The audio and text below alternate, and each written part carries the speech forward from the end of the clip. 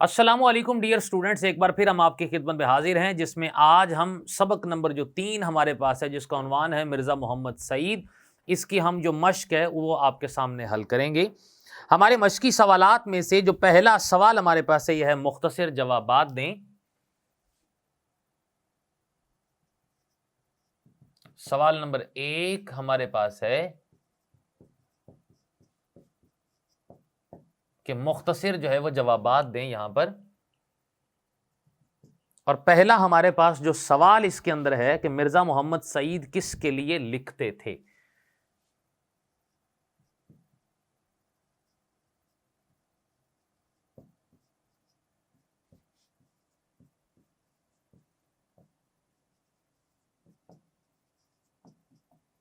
सवाल नंबर 1 है जी हमारे पास कि मिर्जा मोहम्मद सईद किसके लिए लिखते थे, जिसका जवाब हमारे पास है कि मिर्जा मोहम्मद सईद किसी को खुश करने के लिए लिखते थे, ना किसी की फरमाइश पर लिखते थे, बल्कि उस वक्त लिखते थे जब उनका खुद लिखने को जी चाहता था। वो रुपए या पैसों के लालच में कभी नहीं लिखा करते थे। सवाल अगला हमारे पास है जी कि लाहौर के पब्लिशरों के साथ मिर्जा साहब का रवैया कैसा था। सवाल नंबर 2 हमारे पास है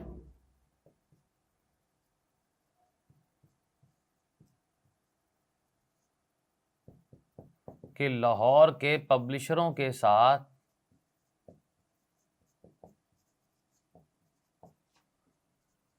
मिर्जा साहब का रवैया कैसा था, जिसका जवाब हमारे पास है कि मिर्जा मोहम्मद सईद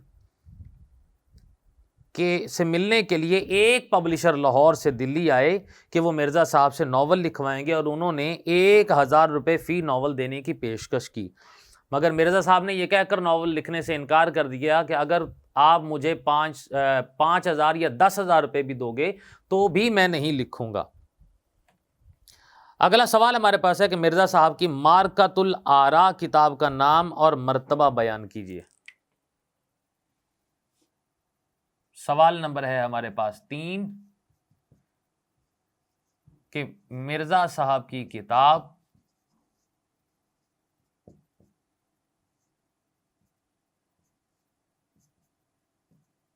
मारकतुल आरा का नाम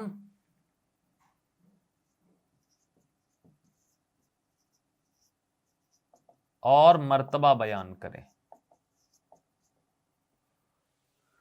जिसका जवाब हमारे पास यह है कि मिर्जा साहब की मारकतुल आरा किताब का नाम है जी मजहब और बातिनियत। यह किताब मिर्जा साहब का एक ऐसा इल्मी कारनामा है कि अगर 100 उर्दू की उम्दा किताबों की छांटी की जाए तो उनमें मजहब और बातिनियत को जरूर शामिल करना पड़ेगा। सवाल अगला हमारे पास है कि मिर्जा साहब की किन 2 कौमी शख्सियात से अजीजदारी थी। सवाल नंबर है 4 हमारे पास कि मिर्जा साहब की किन 2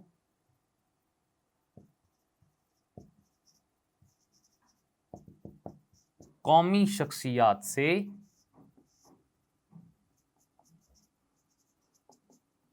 अजीजदारी थी, जिसका जवाब हमारे पास है कि मिर्जा साहब की सर सैयद अहमद खान और मुंशी ज़काउल्लाह से अजीजदारी थी। अगला सवाल हमारे पास है कि मिर्जा साहब ने किस कॉलेज में तदरीस के फ़राइज़ सर अंजाम दिए। सवाल नंबर 5 कि मिर्जा साहब ने किस कॉलेज में तदरीस के फ़राइज़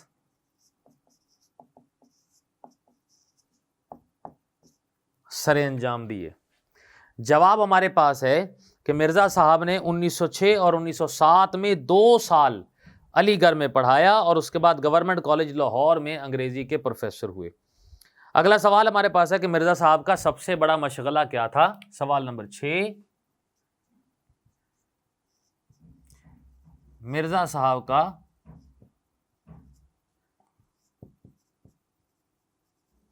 सबसे बड़ा मशगला क्या था, जिसका जवाब हमारे पास है कि मिर्जा साहब का सबसे बड़ा जो मशगला है वो मुताला कुतुब था। नई से नई किताब को पढ़ते थे और पेंशन लेने के बाद भी ये शुगल उन्होंने जारी रखा और वो पेंशन का बड़ा हिस्सा किताबें खरीदने में सर्फ किया करते थे। अगला सवाल हमारे पास है कि मुसन्निफ के प्रोग्राम दानिश कदा में शिरकत की दरख्वास्त पर मिर्जा साहब ने क्या जवाब दिया? सवाल नंबर हमारे पास है 7 कि मुसन्निफ के प्रोग्राम दानिश कदा में शिरकत की और शिरकत की दरख्वास्त पर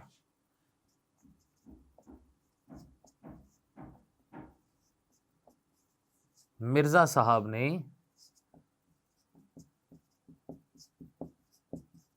क्या जवाब दिया? मिर्जा साहब जो है उन्होंने जवाब ये दिया था कि आदमी शोहरत के लिए कोई काम करता है या दौलत के लिए, मुझे ना शोहरत की ज़रूरत है और ना दौलत की है। अगला सवाल हमारे पास है कि मिर्ज़ा मोहम्मद सईद का हुलिया बयान कीजिए। सवाल नंबर है हमारे पास 8।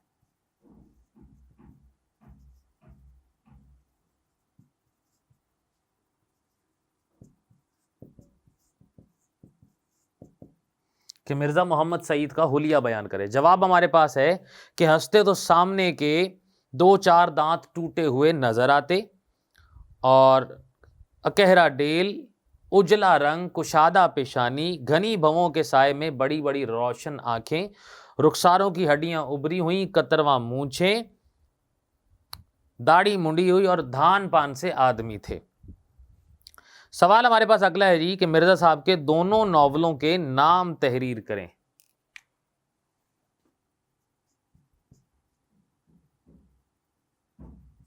सवाल है हमारे पास कि मिर्जा साहब के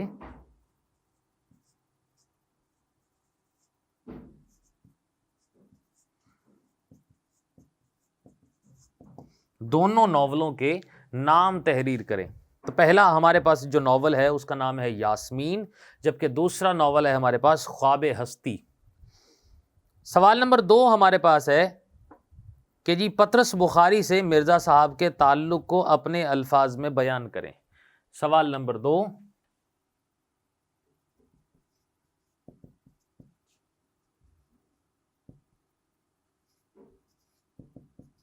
कि पतरस बुखारी से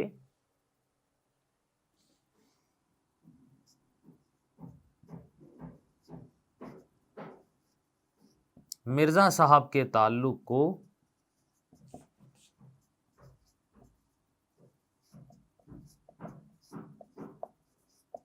अपने अल्फाज में बयान करें।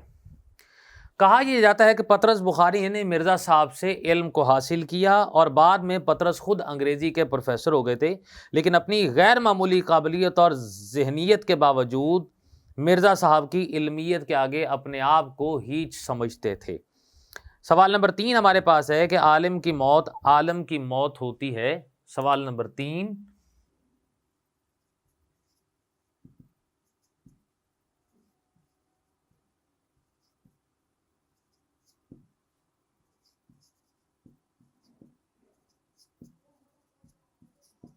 आलिम की मौत आलम की मौत होती है, इस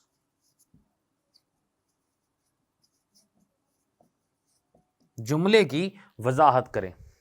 तो हमारे पास मतलब इसका यह है कि आलम की मौत एक तरह से है कि उस अहद की मौत हो जाती है, यानी उसके वफात से एक पुर होने वाला जो खला है वो पैदा हो जाता है। ऐसा खला जिसको कभी भी पुर ना किया जा सके, यानी कि जो काविशें और जो मेहनत जो है उस आलम की हुई है अपने इल्म को हासिल करने की बदौलत, और उस इल्म से जितने लोग जो है फैज़याब हो रहे थे, उसकी जगह कोई नहीं ले सकता, मतलब उस जगह को कोई पुर नहीं किया जा सकता। तो उसके गिरदोनवाह के अंदर पूरा एक आलम जो है वो बसता है, पूरी दुनिया मौजूद होती है, यानी कि उसकी मौत हो जाती है।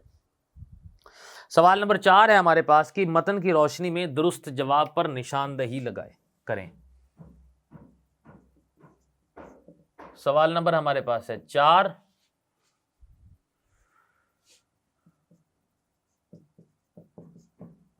जिसका जो उन्वान है जी दुरुस्त जवाब की हमने निशानदही पहला स्टेटमेंट हमारे पास इसमें आ रहा है कि सबक मिर्ज़ा मोहम्मद सईद किस अदीब की तहरीर है। ऑप्शन नंबर 1 हमारे पास है नज़ीर अहमद दहलवी, ऑप्शन नंबर 2 हमारे पास है शाहिद अहमद दहलवी, ऑप्शन नंबर 3 हमारे पास है अशरफ सबूही, ऑप्शन नंबर 4 हमारे पास है जी मौलवी अब्दुल हक। तो इसका जो आंसर हमारे पास है वो है शाहिद अहमद दहलवी।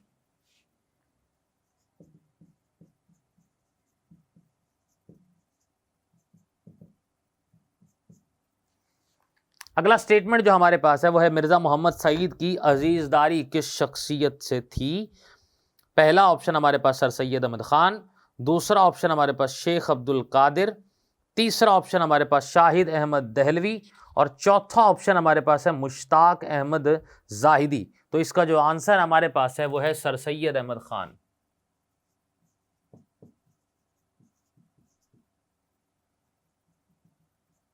तीसरा जो स्टेटमेंट हमारे पास आ रहा है वो है हमारे पास कि मिर्ज़ा मोहम्मद सईद के बकौल इंसान किसके लिए काम करता है। पहला ऑप्शन हमारे पास है शोहरत, दूसरा ऑप्शन दौलत, तीसरा ऑप्शन इज्जत और वकार, चौथा ऑप्शन है जी शोहरत और दौलत। तो इसका आंसर जो हमारे पास है वो है शोहरत और दौलत।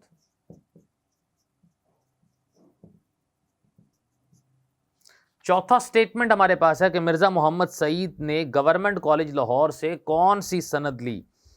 पहला ऑप्शन बीए, दूसरा ऑप्शन एमए तारीख, तीसरा ऑप्शन एमए अंग्रेजी अदब और चौथा ऑप्शन हमारे पास एमए उर्दू अदब। तो इसका आंसर हमारे पास है जी एमए अंग्रेजी।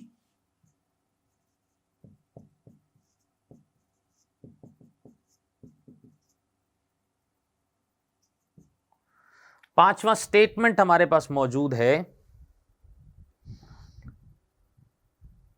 कि जी महमूद निज़ामी के मकाले के बाद मिर्ज़ा मोहम्मद सईद पर किसने तनकीद की। पहला ऑप्शन हमारे पास डॉक्टर तासीर, दूसरा ऑप्शन पतरस बुखारी, तीसरा फैज़ अहमद फैज़, चौथा हमारे पास ऑप्शन है हमीद अहमद ख़ान। तो इसका आंसर हमारे पास है जी फैज़ अहमद फैज़।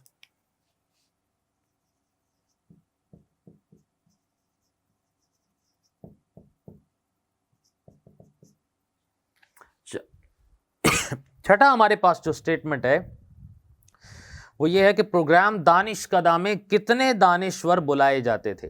पहला ऑप्शन 4, दूसरा ऑप्शन 3, तीसरा ऑप्शन 2 और चौथा ऑप्शन 7। तो जिसका आंसर हमारे पास है जी 4।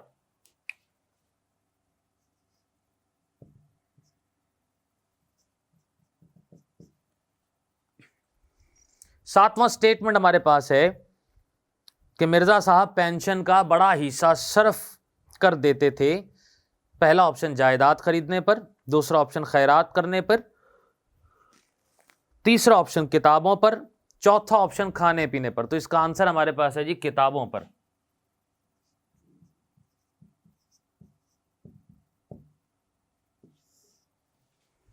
सवाल हमारे पास है जी सवाल नंबर 5।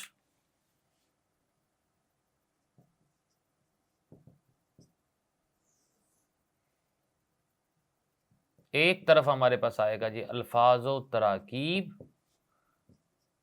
जबकि दूसरी तरफ हम लिखेंगे जी इसका जुमलों में इस्तेमाल। सवाल नंबर 5 में हमारे पास जो पहला सवाल है वो है सानेहा इर्तिहाल।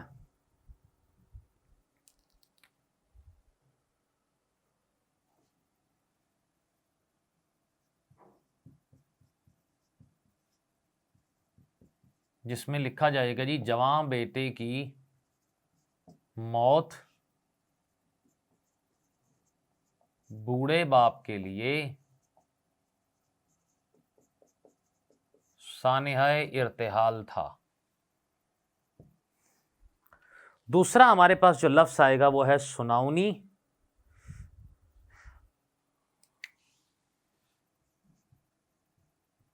जिसका जुमला बनेगा कि मुझे अपने दोस्त के इंतकाल की सुनाउनी यानी कि खबर देर से मिली। तीसरा हमारे पास जो लफ्ज है वो है एका एकी,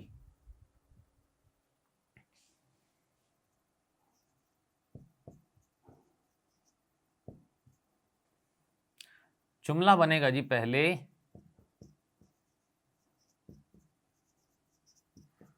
हल्की हल्की बारिश हुई, फिर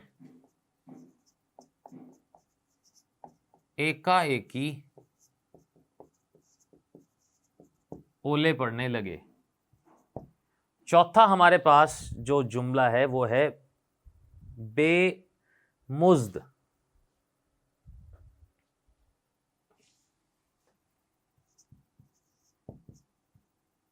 जुमला बनेगा मिर्जा मोहम्मद सईद ने अपना पहला नॉवल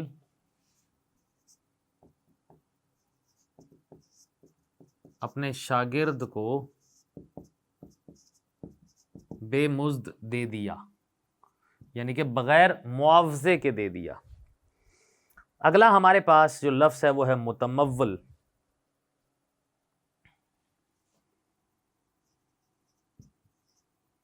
जुमला बनेगा जी मुतमव्वल लोगों को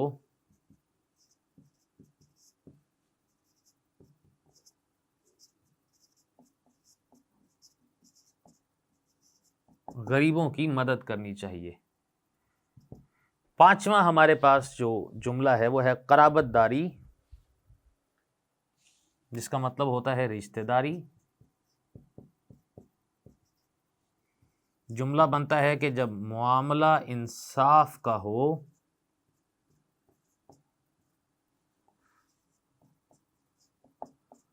तो कराबतदारी को नहीं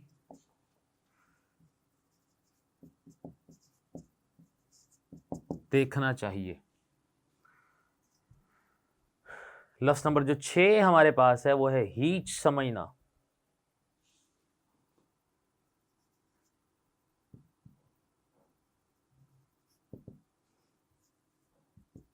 जुमला है किसी को खुद से हीच समझना अच्छी बात नहीं। लफ्ज नंबर जो 7 हमारे पास यहां मौजूद है वो है शुदा शुदा।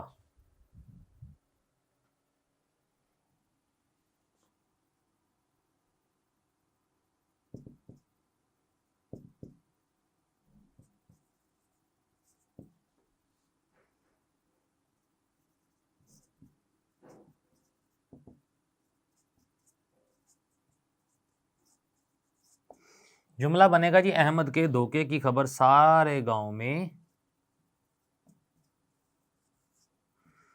शुदा शुदा फैल गई।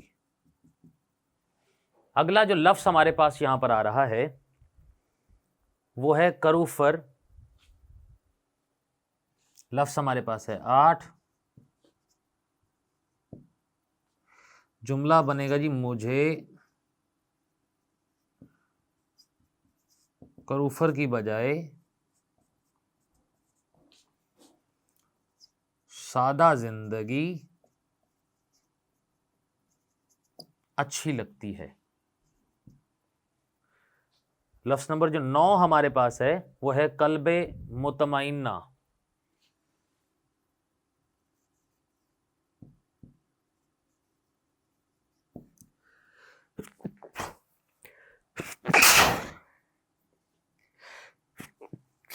लफ्ज हमारे पास अगला है कल्बे मुतमइन्ना, जिसका जुमला यह है कि अल्लाह ताला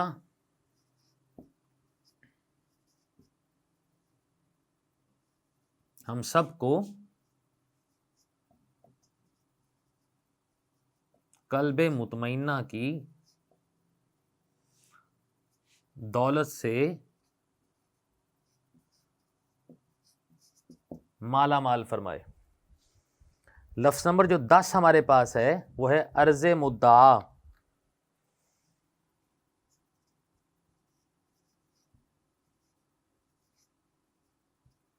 अर्ज़े मुद्दा हमारे पास जो लफ्ज है जिसका जुमला हमारे पास है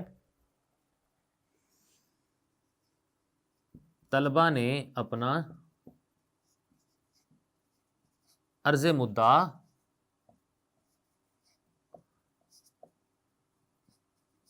प्रिंसिपल के सामने रख दिया।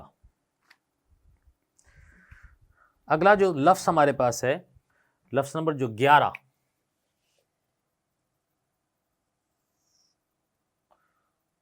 ग्यारहवां लफ्ज़ हमारे पास यहां पर है जी मुतबस्सुम।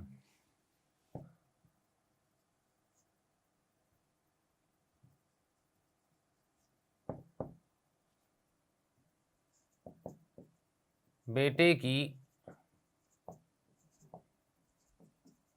कामयाबी की खबर सुनकर वालिद का चेहरा मुतबस्सुम हो गया। लफ्ज़ नंबर जो 12 हमारे पास है राशा, जिसमें हम कहते हैं जिन इन जिस्मानी आज़ा का जो है वो कांपना है। जुमला है राशा के मर्ज की वजह से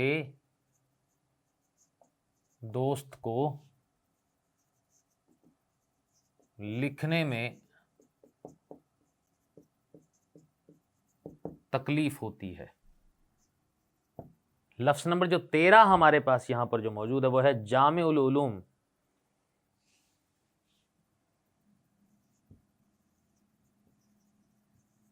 जुमला बनेगा जी मेरे उस्ताद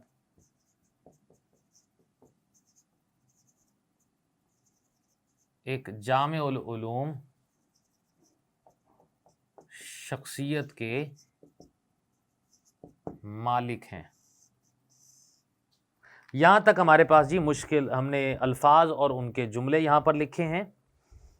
अगला हमारे पास जो सवाल है वो सवाल नंबर 7 है।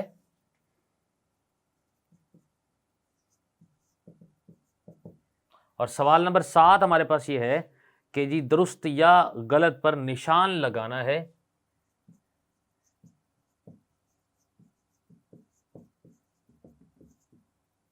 तो जो पहला हमारे पास स्टेटमेंट आ रहा है इसमें वो है मिर्ज़ा मोहम्मद सईद की मौत की खबर पढ़कर दिल धक से रह गया। तो जवाब है हमारे पास इसका दुरुस्त। दूसरा स्टेटमेंट है हमारे पास कि मिर्ज़ा साहब पब्लिक प्लेटफॉर्म पर आने से घबराते नहीं थे। तो जवाब हमारे पास है गलत।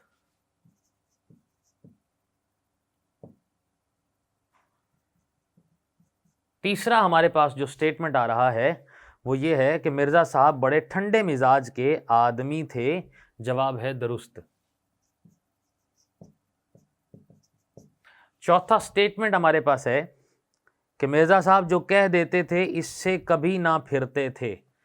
दुरुस्त है। और पांचवा स्टेटमेंट हमारे पास है कि मिर्ज़ा मोहम्मद सईद जो है वो दिल के मरीज थे। ये गलत है।